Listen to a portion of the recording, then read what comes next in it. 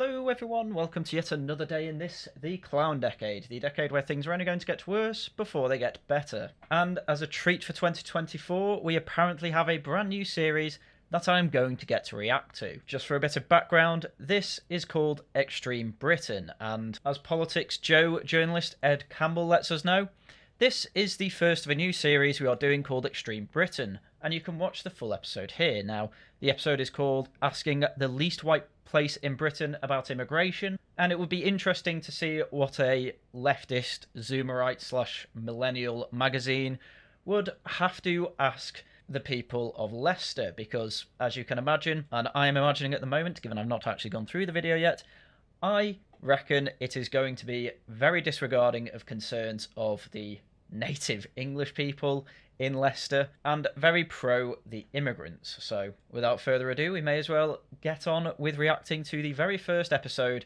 of Extreme Britain. Please take it away, Politics Joe. They probably assume that I listen to rap music and eat chicken and watermelon, you feel me? Already a hell of a strong start, using what is essentially American stereotypes to apply to British black people. We really don't have the watermelon and fried chicken stereotype over here in Britain. And when it comes to listening to rap music, yes, that is a large American import, though I think technically it would be more drill rap specifically that we assume is the stereotype for black people. Now, I would love to hear the full conversation with this black guy and hear whether he actually does listen to rap music. Because a lot of the time you hear people interviewed about stereotypes, they'll say, oh, well, this is a stereotype, and then you will find out that they actually fit the stereotype quite well. As I say, I'm not expecting him to say that he loves KFC and watermelon. They are not particularly British stereotypes, but I don't even think it's necessarily a negative stereotype to like rap. Literally everyone in the UK seems to like rap. Or, to clarify, at least everyone under the age of 40. My family make me to come because to have a better life, so we can work. Yep, fine. That's always the go-to for immigrants trying to defend themselves when they come over to another country. Yes, I want a better life. That's a fine thing to want. I have no problem with that. The issue is that on our side, we need you to agree to try and integrate with our country and culture so that there aren't any tensions. And who knows, maybe this immigrant has done that. We don't know. Is Politics Joe going to ask? I doubt it. Men fleeing war take their women and kids. Men going to war go alone or in large groups. We need to use common sense and stop being pussies and scared of speaking the truth. I mean, where's the lie? It's so mainstream now that we know that most of the people coming over on the small boats are single men in their 20s. That it even made it onto the Ricky Gervais special. Ricky Gervais literally made a joke about this. Look for a boat, and I see a dinghy with about 60 of them, and I go, women and children first? They go, there are no women and children. Just you lads, is it? Just come on, lads. So, yeah, this guy is completely right. There aren't people fleeing persecution. Instead, there are men abusing human rights laws. I mean, we covered it on the other side of the hill on the Wellington Project yesterday. There were two separate stories in the last week of 2023 alone that were about an Albanian crime boss that couldn't be deported because of human rights, and a literal ISIS terrorist who snuck into Britain twice who couldn't be deported because of human rights.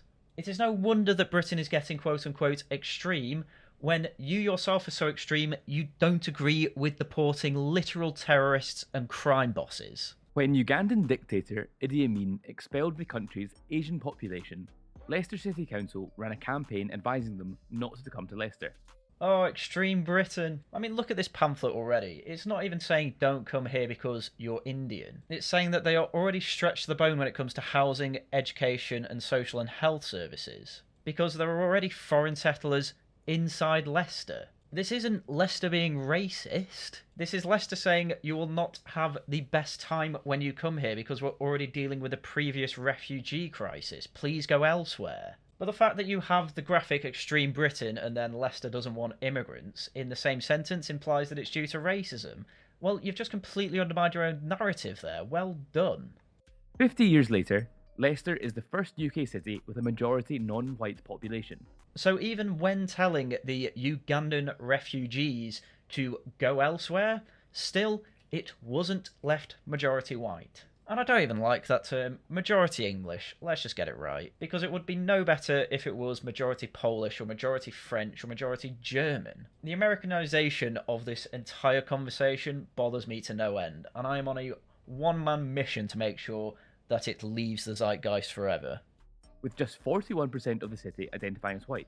Yes, again, when it comes to the census, which is, I assume, where they're getting this information from, when you self-identify, when you say white, typically it will be white British or something along those lines. And if you're not white British, Irish or Gypsy Roma, you will put down white other. So even when Politics Joe say it's 41% white, there will probably not entirely be 41% white British. So the problem's actually slightly worse than you think.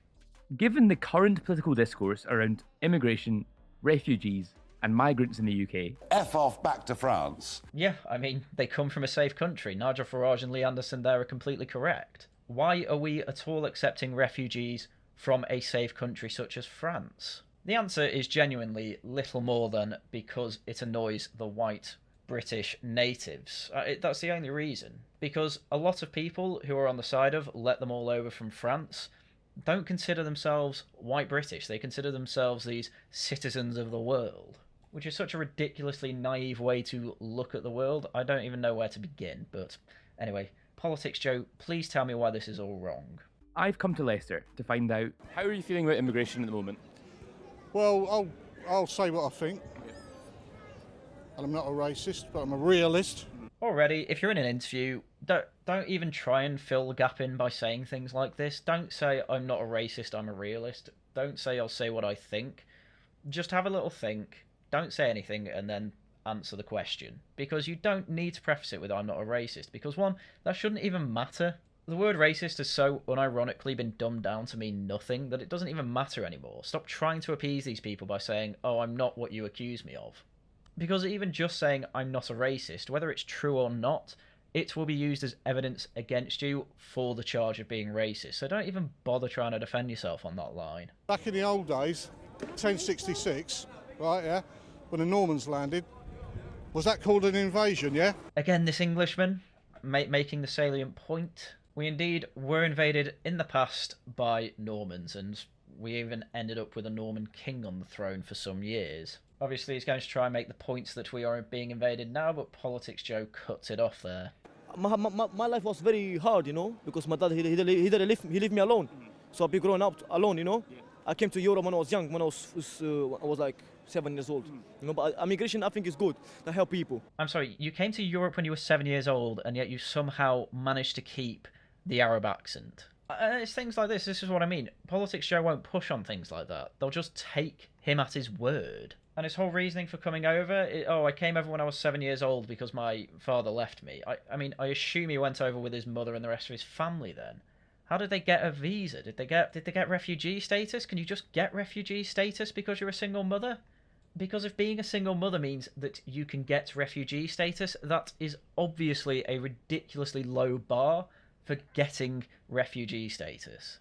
When the Vikings landed, military-aged men, they called it an invasion when I was at school. Again, keep making the point. This is absolutely fine. What made you and your family come to Europe and then the UK?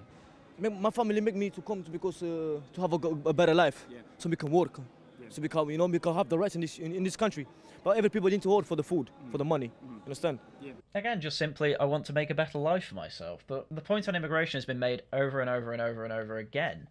You let in a few immigrants from a different country. Typically, whether they stay here or not, you're not making that much of a difference. If you want to better these people's lives, it's much better to make their lives better in their own country. And I'm perfectly fine with charity work or investment into things like that. Because as you can quite clearly see so far already, the native Englishman clearly is not happy with the state of Leicester at the moment. Because as Politics Joe is almost revelling in, it's a minority white city, and even then, that doesn't mean 41% white British. And when the white British are saying this is obviously a bit of a problem, they feel the need to also apply the line, I'm not a racist, but, which I think we should just stop doing, because who cares? These people think everything's racist, so it's a meaningless word.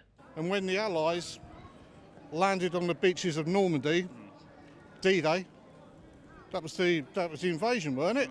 So you tell me the difference. I really hope we get an answer from the journalist on that, but I know we won't.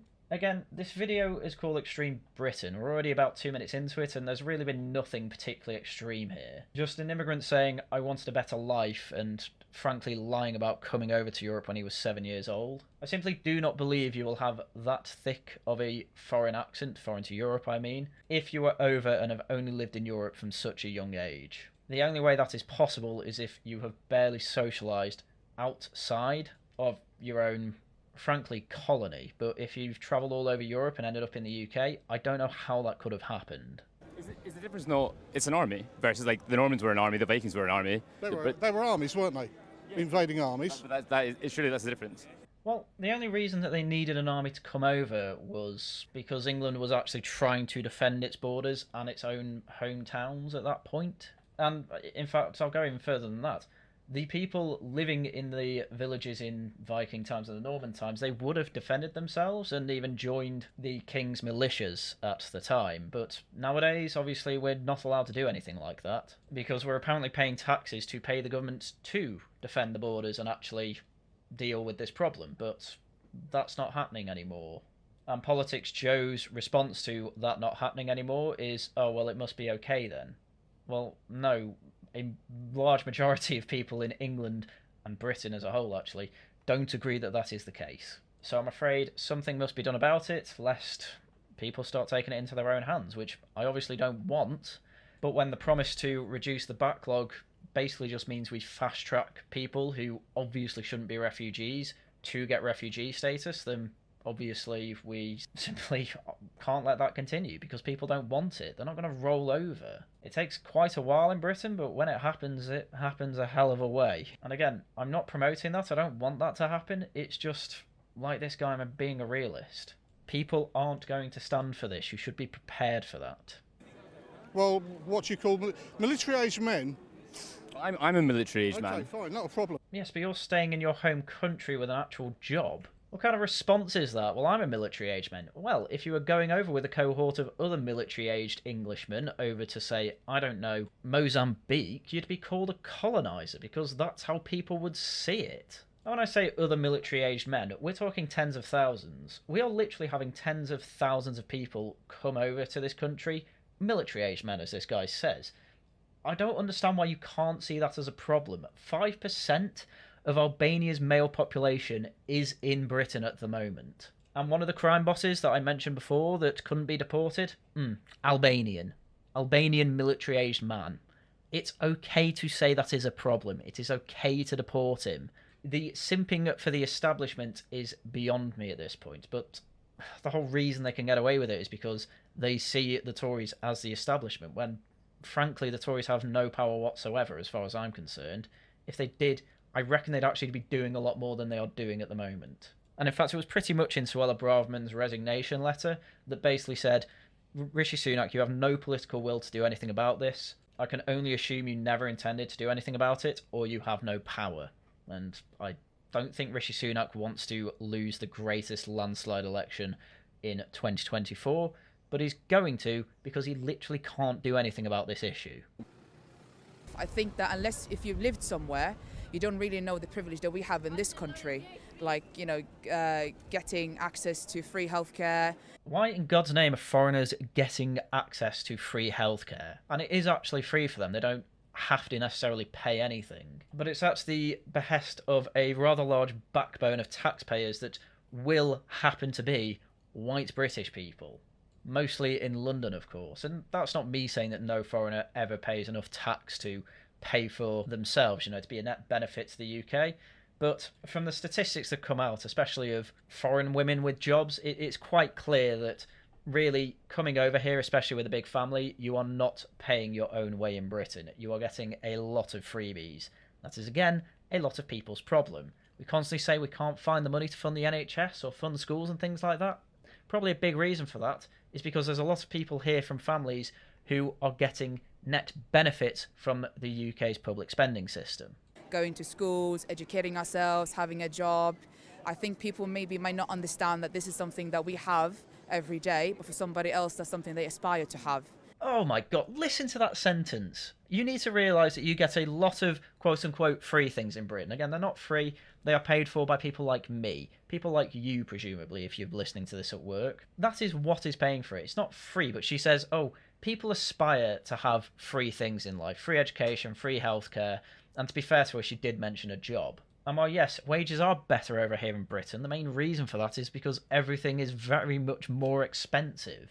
But if you're aspiring for those things, isn't it better to have those things in your own country rather than coming over to Britain and, frankly, actively making it impossible to pay for? I do love it when they let the mask accidentally slip like that. Most people are over here, as she has just admitted, for free things.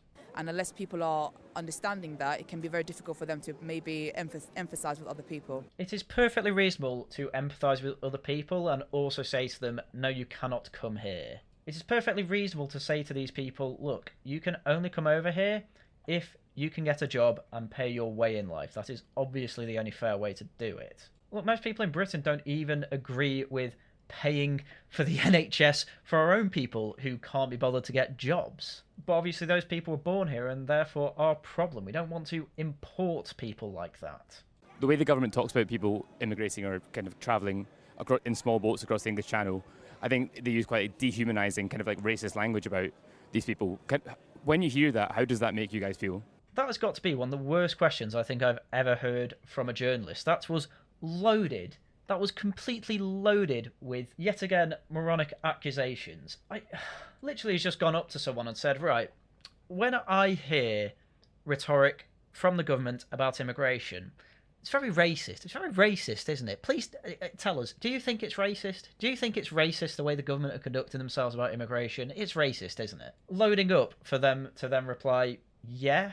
Because at the end of the day, that's all this vox pop is about. It's about getting people to say, we think we live in a racist country. That's the only reason they want to do it. And that's why they're focusing so much on this white British guy as well, who's saying that we are living through an invasion, because that's how he sees it. And instead of trying to understand it, or try and get a deeper meaning of what he says, he tries to challenge him by saying, oh, but I'm a military-aged man, aren't I? As if that means anything. As if he thinks the problem is with military-aged men, rather than the fact that it's military-aged men coming over to Britain for, frankly, as I'll say again, free stuff. I think it's quite upsetting, to be fair. See what I mean? It's racist, isn't it? It's very racist language, isn't it? Yeah, it upsets me. Great. Well done. Obviously he was going to say that. Because especially for such a diverse, even like cities like Leicester, such a diverse place. You've got places like Narborough Road. You've got every culture down on that road. Even in the city centre, you see people of all religions, faiths, all kind of things. It's just a bit upsetting that for a place that's so diverse, their views on diverse people. So yeah, it's just a bit upsetting. What the hell was even that sentence? I don't know what he said. Oh, look at Leicester, it's really diverse. And then he couldn't actually come up with anything positive to say about that. It was just, I don't know. I think they don't like me. It upsets me. What the hell was that? On the subject of diversity in Leicester, there's an entire Wikipedia page on the 2022 Leicester unrest that I have covered myself on this channel. And they even have battle results from this Leicester unrest. Dates, 28 August to 24 September 2022. Location, Leicester. Caused by cricket match brawls and anti-Hindu sentiment. Methods, fighting and vandalism. Parties, British Muslim and Hindus. And apparently the casualties were just 25 police officers and 47 arrests. I'm not going to lie to you, I wouldn't be surprised if they were covering up casualties of British Hindus, British Muslims, and the deaths of them. And also, British Muslims and Hindus, do they mean Hindus and Muslims that are British, as in British nationals, or do they just mean Hindus and Muslims in Britain? Because I've lived in Leicester, I can tell you now, there is no way all of these Muslims and Hindus all have British citizenship. I do not believe that for a second. Men fleeing war take their women and kids. Men going to war go alone or in large groups. Yeah? We need to use common sense and stop being pussies and scared of speaking the truth. Frankly, I do agree. And Ricky Gervais making a joke about it in his comedy special, absolute great start to actually get that conversation mainstreamed. And the journalist here has absolutely no answer to it. That's why his only answer before was, well, I'm a military-aged man. Again, it doesn't mean anything. It's just a deflection, and a really weak one at that. Honestly, once again, this is just another leftist video where they've accidentally made the opposite point that they want to. They want to say Britain is extreme, and they're showing you a based Brit telling you exactly what the problem is, and there's absolutely no reply to it. And that's why he's just going around trying to find people who say, yeah, we want jobs and free stuff. But that's undermining then his own argument, because yet another problem that this Brit will have, because I have it, and we clearly agree on this issue, is that a lot of immigrants and refugees are coming along and getting privileges that they would not get in their own countries. Free healthcare, free education, all to give the bill to the government, who in turn take it from British citizens who are actually working to mainly provide for their own family, but apparently now they have to provide for foreigners as well. People don't want that, obviously. That's why it's been in the top 3 of political issues for over a decade at this point. People don't want it. It's okay to stop it. I believe they're there because when they try and enforce 15-minute cities, they're going to be used when they try and enforce more lockdowns, right, yeah? I don't know what your views are, guys, but I'm definitely part of the resistance, all right, yeah, in this country.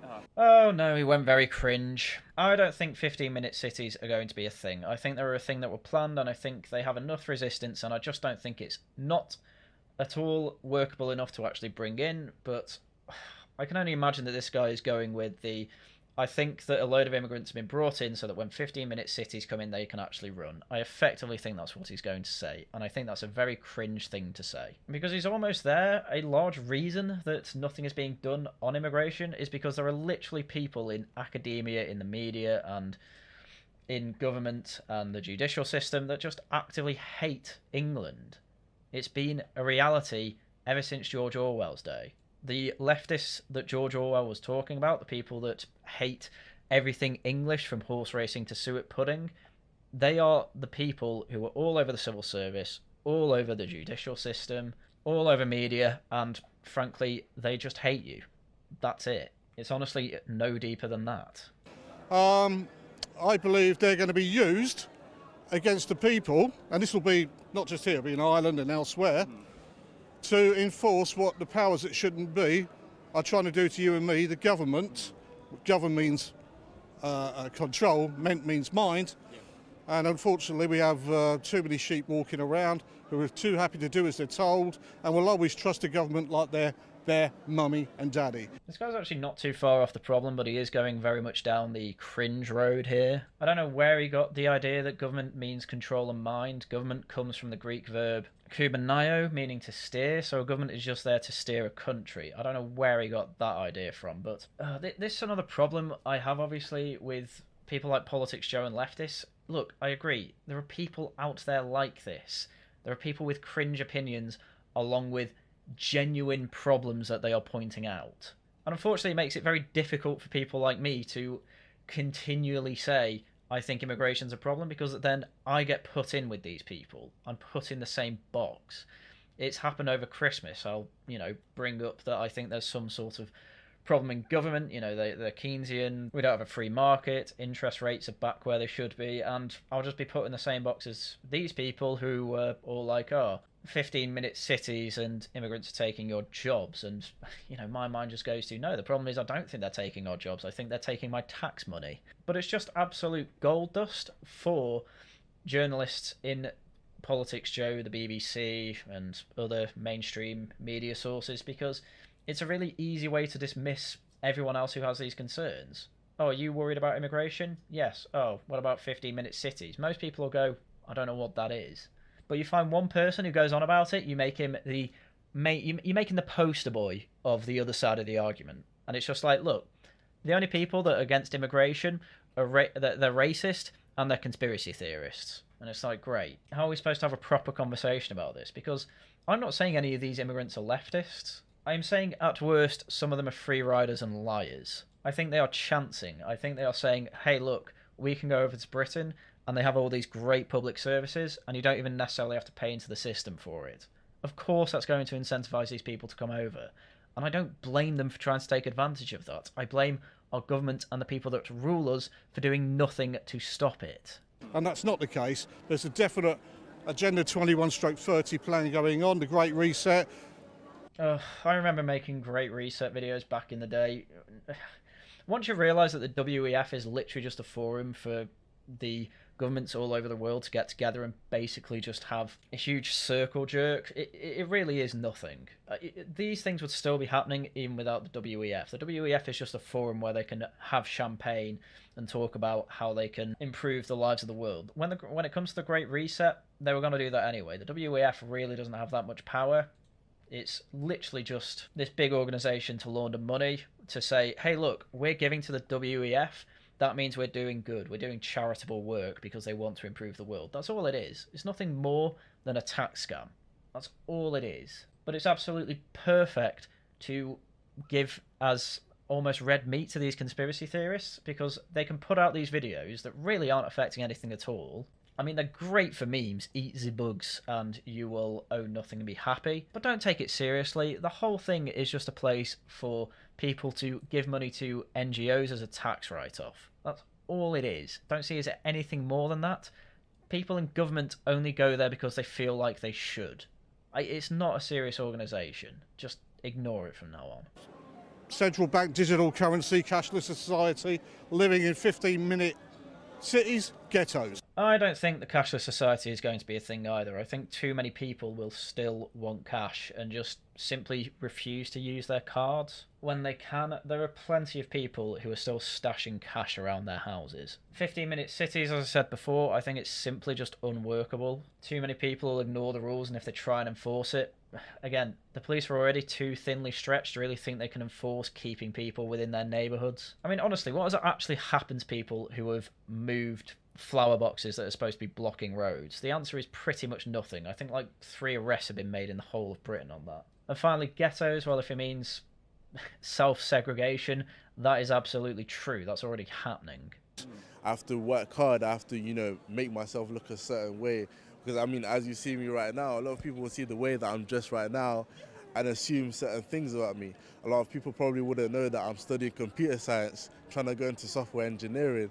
They probably assume that I listen to rap music and eat chicken and watermelon, you feel me? Well, no, I'll be honest. If you're dressed like that, I wouldn't think you're dressing for a computer science degree. No, you are correct. I think you're trying to dress to not look like you're doing a computer science degree. I went to Leicester University, in fact, and I know people on the computer science course, and none of them dress like that, I can say that much. But as said before, the only really British stereotype there is the rap music thing, and I hope he goes on to say that yes, I do indeed listen to rap music. I mean, I don't know if he will or not, but, as you say, he's dressed the part for it. It's not necessarily because of his skin colour. I'd assume the same thing of a white guy dressed like him. But I'm just failing to see the problem. Stereotypes exist. Yes, some people might take them seriously.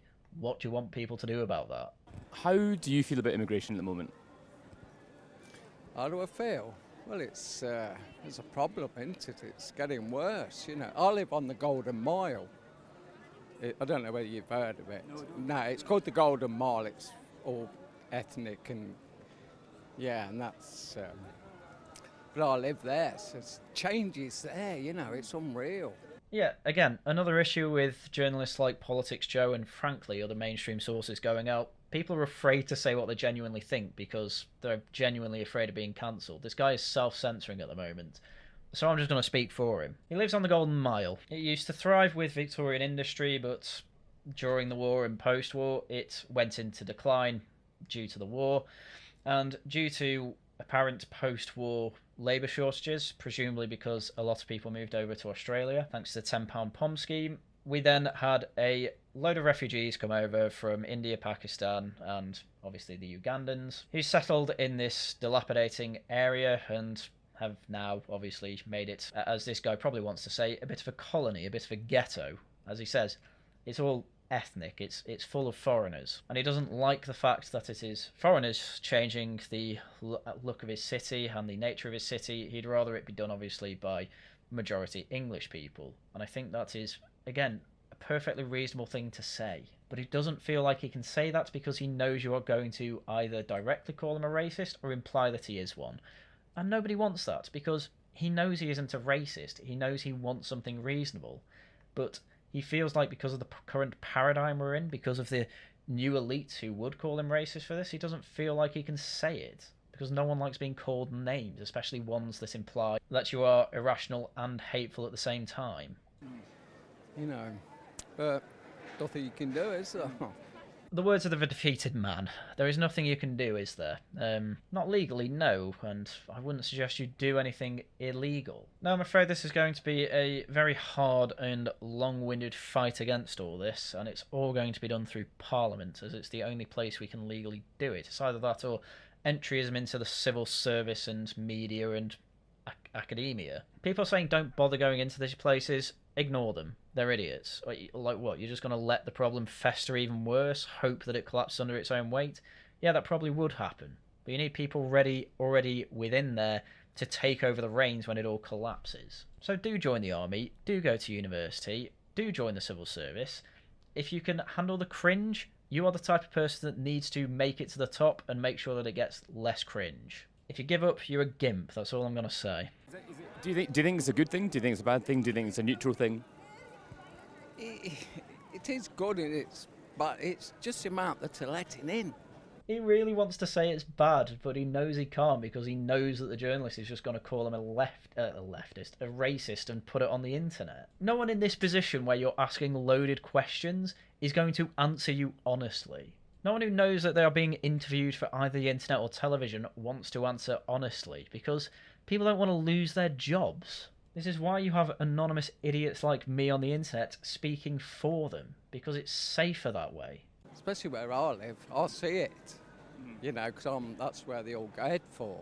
Here is a man literally saying, this has changed the face of where I live. I do not like it, but I can't say that I don't like it. And I think that is genuinely a form of evil. I think it's evil to essentially destroy a man's sense of community and then not even let him complain about it properly. Like, obviously the good thing to do would be to not put him under this duress. I think the man would have rather have seen it died than be, quite frankly, replaced by a new community that he doesn't recognise. I think that's what he would have preferred, and we can go GDP line go up all you want, but the fact of the matter is that he would have moved to another community he could have fit into, and that would have had a better GDP line go up situation anyway. If these neighbourhoods are dying, the best thing we can probably do to them is raise it to the ground and turn it into wildlife spaces, parks and things like that. Because then that saves money on schooling and hospitals anyway. We don't need a higher population to keep GDP going up, because at the end of the day it's a completely meaningless term when it comes down to it. As long as we can defend our own island and our own interests, what more do you need GDP for? We're not doing it at the moment, and we're trying to make GDP go up as much as we can. Yeah, man, I think I'm fine with it. I say I'm fine with it, right? Hey, I would be doing the same in their boat. You know what I mean? I would be, man. Human beings, your survival of the fittest. If that's what coming here means, then yeah, all for it, bro. Yeah. I'm pretty more. Yeah, I want the best for everyone. So. I mean, I said a similar thing before. I don't blame them for following incentives at all. It's the incentives I want to change, and the only people that can change that are civil service, judicial system, government, etc., etc. And I don't think it's unfair for this guy to say, yeah, I'd probably do the same thing. I mean, you do you, I guess. And I hate the way that it is always phrased. Oh, everyone deserves a better life. I think they should go for it. Well, okay, but people in Britain are saying that it's making their life worse.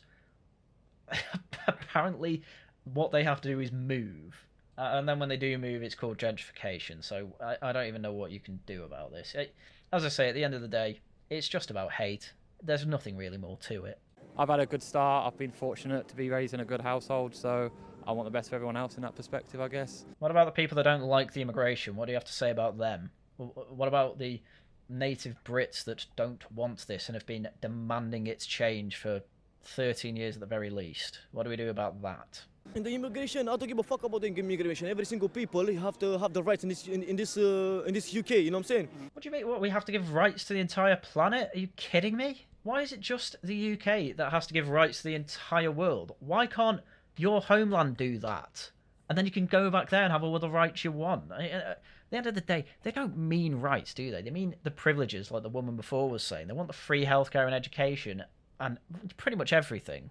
Free housing. An absolute absurd proportion of social housing in London goes to foreigners. Not even Foreigners who aren't even UK citizens, by the way. People that haven't got the British passport. And this guy, who is an immigrant, who's come to this country, apparently he came over to Europe when he was 7, presumably came to the UK later. Oh, I don't care about immigration. Well, okay, of course you don't. You're one of the people that benefits from the country not caring about immigration. So yeah, well done. No duh. Is this supposed to look good, politics, Joe? This makes this guy look like a complete and utter spoiled brat. Because the people, maybe they make a trouble and they deport them back to home, you know, but they need to have a second chance. Who have we deported? We can barely deport anyone. We can't even deport ISIS terrorists, for goodness sake. It's something like 15% of our prisons are just full of foreign nationals. Why can't we deport them? Because the judicial system, human rights, all that. But no, apparently we have to give the entire planet a second chance at life. And yes, we are better than 90% of the countries in the world in terms of making a life for yourself, but the better thing to do is to make the other countries better, bring them up to our standard, not bring the entire planet to our island. You know, because every people want some people's family don't have no money, so food, you know what I'm saying? Yeah. So every people want to deserve the chance. Yeah. It is not Britain's job to feed the entire planet. That is a ridiculous thing to say. Yes, people that don't have money and food, I can understand them wanting a better life. I think that's perfectly reasonable. Why does that mean we have to give it to them for free just because they came over on a boat from France? This guy should be shown to absolutely every politician, and anyone that says, yeah, he has a point, they should be kicked out of Parliament. Absolutely absurd to think that Britain is the world's charity. That is not our job, and it never should be. Charity should come from the goodness of our hearts when you have the means to do it, and we should do it on a private basis. We shouldn't have the public sector effectively trying to prop up every foreigner that tries to come here. No, we need push factors. Get them out. Welfare chauvinism. You only get any sort of welfare from the United Kingdom if you are a British national. And obviously at the same time, have the citizenship test actually mean a damn. Don't just have it as history and politics pub quiz questions. I came in the UK in the year 1980. Where did you come from? I come from Africa. Why did you want to come to the UK? You know, because we had British passport. Oh, cool. When I born there, at that time, British rule over there. So we were British anyway. So when we came here, we stayed here for 5 years, and we become British citizen. I mean, with people with stories like that, not an awful lot you can do about it, to be quite honest with you. I mean, that's just mistakes we have to deal with from previous governments. Obviously, because we don't have much British rule abroad anymore anyway, we don't really have that problem anymore. But to be fair, I can understand Indians coming over from Africa and wanting to stay in Britain. Most of those people probably only knew life in Africa as frankly ruling class for the British over there. And obviously, as it was mentioned before, Idi Amin expelled an awful lot of them. And that's probably actually why this Indian lady moved over to the UK. And you know what? If, frankly, the people over there did do a service to Britain, so I think it's perfectly reasonable that they should be allowed to stay here as British citizens, which they already are anyway. But these people coming over saying, oh, I just want a better life for myself, oh, I just want the free healthcare and all that. Absolutely no service being done to Britain, as far as I'm concerned. As soon as they commit a crime or anything like that, just deport them and never allow them back. But if they're here actually trying to work their way up through jobs and things like that, as a model immigrant would, perfectly reasonable, keep them here. It's fine. What do you make of the way the government talks about immigration at the moment? Well, talk about it, but there's not much done, is there? Could talk about it till, you know, but nothing you can do, is there? This feels like one of the most broken Englishmen I think I've ever heard in my life. Yeah, again, another problem that a lot of English people have. They do talk an awful lot about doing things about immigration, but nothing happens. So what am I supposed to do about it? There's nothing I can do. Well, what happens when that nothing I can do turns into something a bit more radical? You might want to do something about that before, you know, you do get radicalism. Because as Martin Luther King Jr. once said in a Birmingham prison, riots are the voices of the unheard. And these people are feeling very much unheard. You can have all the rhetoric you want. If nothing meaningful is actually done about what is seen as this issue, then of course people are going to end up getting fed up and looking for other means to end the problem. And just to be clear once again, I don't want that. I want the government to do what it is supposed to do and actually enforce the borders. Do you have a strong opinion about the government at the moment? Yeah, I do. What's the opinion? I can't say it. See what I mean? You're already seeing the radicalism there. I mean, this guy probably won't do anything given his age, but you let out the tiniest bit of venting from them, and yeah, all of a sudden you're seeing the first signs of radicalism, unfortunately. And again, I want to avoid that as much as I can. It's part of the reason I'm a political activist. It's so that something actually gets done before things get worse to the point where, frankly, there is violence on the streets. I mean, there's already been violence on the streets, to be quite frank with you, but I'm talking about much more large scale. What government is doing right for us, so nothing more I can say, because government is government. And you know, British government is number one in the world. So what they do is very good. Excellent. Yeah. What do you think of Rishi Sunak? Oh, he's the best man. He's second Modi, I can say. He can be his second Modi. Yeah, that's another thing about immigration. When you bring in these foreign cohorts, and now we have, you know, people of these foreign cohorts in the House of Parliament who, as I have said many times before, as far as I'm concerned, Rishi Sunak is British. Priti Patel and Suella Braverman are British. They've spent most of their lives here. They are clearly quite well integrated. That's fine, but a lot of people will just say, oh, they're my ethnicity, I think they're great. And as this woman says, I think Rishi Sunak's great. He can be next Modi. Probably not much more reason for that other than his skin colour. Because she was pushed on immigration. She says, oh, UK government number one, immigrants doing great, it's fine. She's probably not politically active at all, but just sees Indian Prime Minister, therefore he is great man. And Rishi Sunak, you know, he's probably one of these internationalists more than anything else. But really, what's the meaningful difference between him and Boris Johnson? You know, there's no reason you can't consider both of those men British. Which is another issue with this conversation. You get people that are radically, oh no, their genetics and ethnicity are everything. And then you get the other side where it's, oh, we're all people of the planet. You know, there's no such thing as nations and ethnicity. It's just a silly, low IQ caveman idea. And then you get me, who's frankly somewhere in between, who sees nation as this almost huge extended family, and there's no reason you can't have adopted people join a family. But when the defined lines of that family are just completely broken apart, and you do have other people come in and not join the family properly, you see problems. And that's exactly what we're seeing. How does it feel then, Saya, when you hear the language used around, well, people crossing the channel on a small boat, the kind of the rhetoric that the government uses? How does that make you feel? Yeah, I mean, it makes me, you know, of course, feel sad. Like, at the end of the day, I am a human being. Now, do you see what I mean? They've got nothing more interesting to say than, oh, it upsets me. To be fair to the journalist, he didn't load it as much as when he was asking the black guy about it. He didn't use the term racist. He is obviously just saying, oh, what do you think of the rhetoric? How does it make you feel? That is a fairer way to put it. But it's crazy to me that if you are an immigrant who's come over legally, why do you see yourself as the same as the people who are coming over on boats who have effectively cut the line unlike you did? They came over in a completely unfair way. And once again, I want to ask all these people who are constantly pro let people on boats come over, do you lock your doors at night? I remember once asking one of my leftist civil service friends if they lock their door at night, and they said yes, and I asked them why, and their reply was just, oh, out of habit. And I just said, I'm not continuing the conversation because you're incapable of being honest with me then. I know you don't do it out of habit. I know you do it for security reasons. And I know you are trying to avoid saying that because you know that it is completely reasonable to then have security at our own borders. You know, I mean, our luxury is that we can go to another country, we can hire like a little, life-size ring boat, whatever it's called, like an inflatable one, and sit there, right? But it's a privilege to have when you can like go to another country, go for a holiday. What the hell are you talking about? Tourism is a completely different thing to immigration. That's why you have a completely different visa when you go on holiday. You have permission to stay in this country for so many days, however long your holiday is.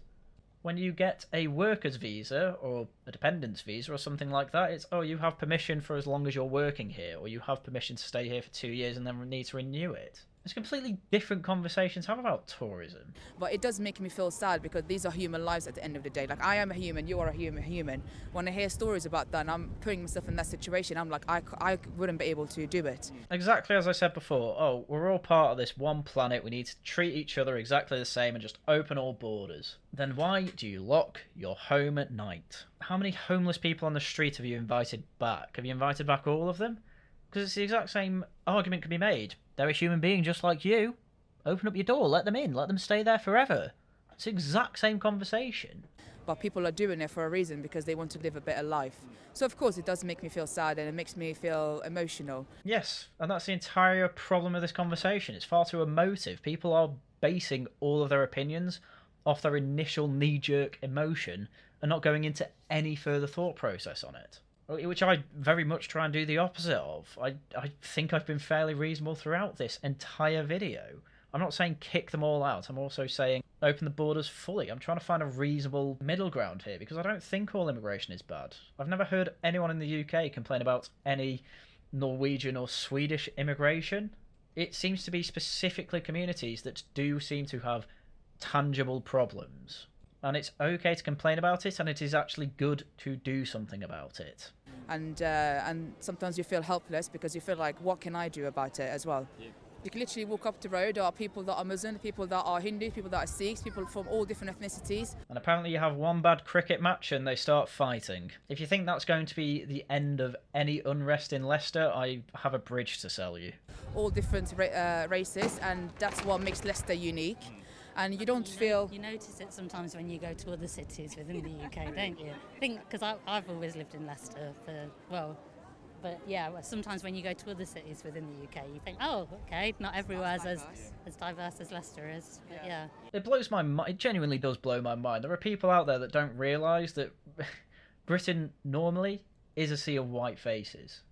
That's the native makeup of the country. And it's got to a point where people who live in Leicester go to other cities or towns or villages, whatever, and realise, oh no, I'm actually in the odd place in Britain. Like, that's the level it's got to now. And this is why I think the two older English guys who were interviewed in this video were a little bit apprehensive to, well, go the full 9 yards, because they do know that they are in an anomaly within Britain, and they've unfortunately had to live through it, and they don't like it. So of course they want something done about it, and I can't think of anything worse than having 13 years of promises that immigration will slow down, only to have it sped up absolutely every time, apart from one blip during COVID. So at the end of the day, we have this video called Extreme Britain, and really the only thing that I'd even remotely call extreme, though I do it apprehensively because I can see why he thinks it, is the guy going on about things that had nothing to do with immigration, 15-minute cities and all that. Fair enough, that's what the guy thinks, but the guy wants a better explanation than just your government hates you for why these things are happening. He wants a higher power so that he doesn't have to just face the fact that, in fact, yes, the government and the people running the country don't particularly like him and would rather he go away, because they are ideologically possessed to stomp on the oppressors, because that is what the white British are seen as by an awful lot of people with skeletons in their historical closets. And unfortunately it's working out quite well, but you never know, one day there might be such a big backlash to it, and it be exposed as such a lie that these people who, quite frankly, aren't extreme are just seen as normal. And the extremists saying open the borders to the entire planet are seen as the extremists, and would happily move elsewhere where they can be with other extremists, because I don't think they should be welcome in Britain. But anyway, that's the first of the series of reacting to Extreme Britain. I can't wait to go through the rest of Politics Joe's awful Vox Pops. Hopefully they ask less loaded questions next time, but I can't see that happening. Anyway, 2 videos in 2 days, aren't you lucky, audience? With that, that is everything I had for you today. So once again, thank you very much for watching, and until next time, goodbye.